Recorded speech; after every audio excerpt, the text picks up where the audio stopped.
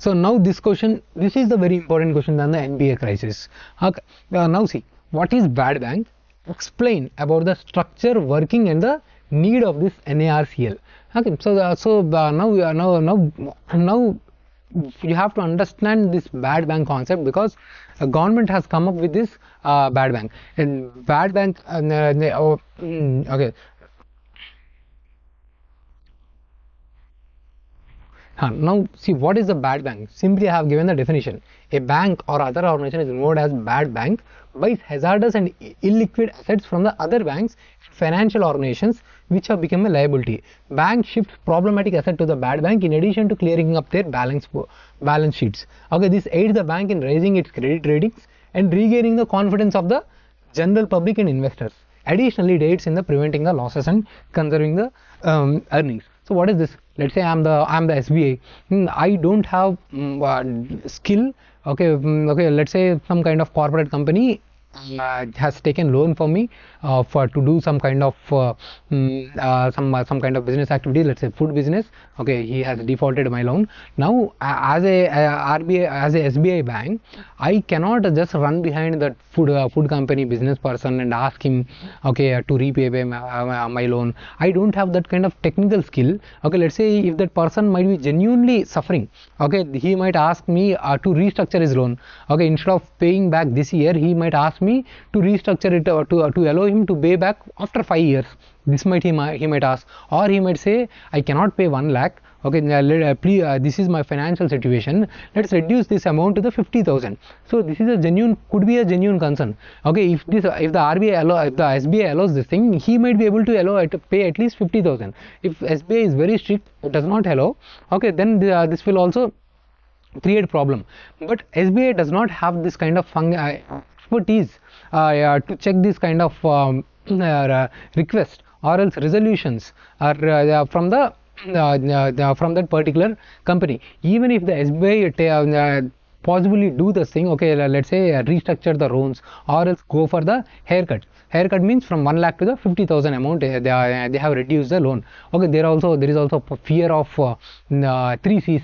Okay, the CVC might come, CBI might come, or else courts might catch that SBI person.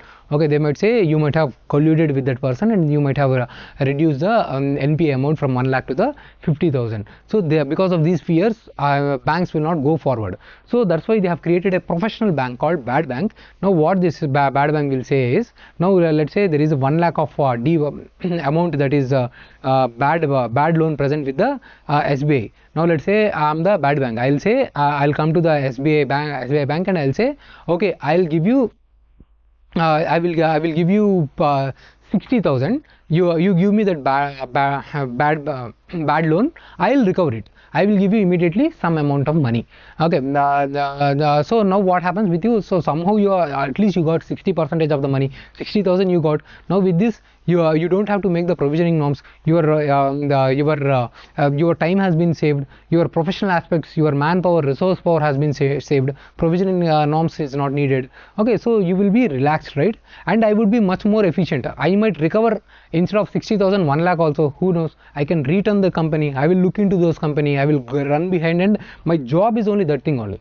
Okay, so this is the concept of the bad bank. Okay, now bad bank is primarily the public sector driven banks.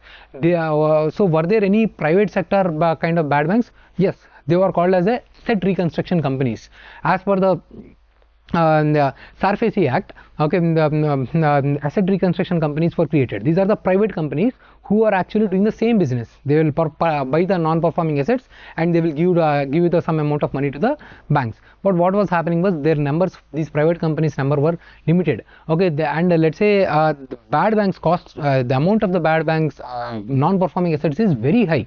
It is as high as somewhere 15 lakh crore, 10 lakh crore, 8 lakh crore. Now let's say some asset is somewhere around is worthing around 500 crores. Now where does the asset reconstruction company will bring the 500 crores and give it to the banks? They don't have such kind of deep pockets.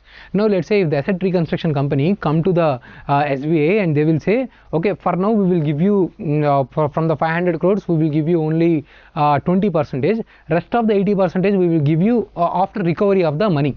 Okay, if if the asset reconstruction company says this thing to the SBI, will the SBI will trust them and give it sell them those assets? No, right? But if the government backed bad bank comes and says, okay, I will give you 20% of the money as upfront money, and 80% I will give you the money once I recover that bad asset, okay, and there is a government backing for those 80% of the assets, then SBI will trust, because there is a government backing. So that's the reason bad bank is created. Bad bank will generally take care of those assets which are very largely higher in amount. Okay, this will and they are highly professional in nature, and they will also helpful to bring that kind of trust with the banks. Okay, so that is the purpose of the bad banks. So for this, National Asset Reconstruction Company, that is called NARCL, has been created. Okay, this NARCL will buy the loans. Okay, then once the NACR purchases the loan, then will come into the picture this IDRCL. Okay, this IDRCL will act as a will try. Okay, now first it will try to revive that company. Okay, bring some kind of resolution. Okay, it will take care of the management. It will do something and will try to revive that company, whatever the food business which I have mentioned. Okay, it will try to improve the business of that company. If it is not happening, it will sell off the assets and it will get the money. So they are professional in that. Okay, that is the concept of your NARCL. So how the concept of the bad bank is clear. Now what is the structure of the bad bank? Like I have told you, NARCL, it will be applied as a companies under the Companies Act. It is a kind of asset reconstruction company. The share of the public sector banks will be 51%. Now they will purchase as high as 2 lakh crores in a phased manner. Gradually they will buy the non-performing asset of up to 2 lakh crores. Okay, in this they will only pay 15% of the money upfront, and 85% they will pay later on. Okay, they will give them some kind of guarantee which is backed by the government. Once the money is recovered, they will pay back those 85%. Once NARCL purchases the bad bank, then IDRCL will come into the picture. Okay, so this IDRCL will have the 49% share of the what is this? Public sector banks and financial institution will have the 14% share. Now what is the need for such kind of bad bank? I have already discussed. High amount of rising NPA, low capacity of the ARCs, slow performance. Now we already have the insolvency and bankruptcy code. This is also important topic. Now what is this? You might have studied in the in topics. Okay, sick industries. The companies, if they are very sick, okay, for the public sector companies, there is a board of industries for financial reconstruction. Okay, so they are actually trying to revive the sick industries. Now let's say I'm the private person, I should have the freedom when to start business and when to exit business. In India, exiting business is very difficult. If let's say I have more than 100 employees, then I cannot just simply exit the business. The same thing was mentioned in the economic survey as the Chakravyuh challenge. I cannot just simply exit.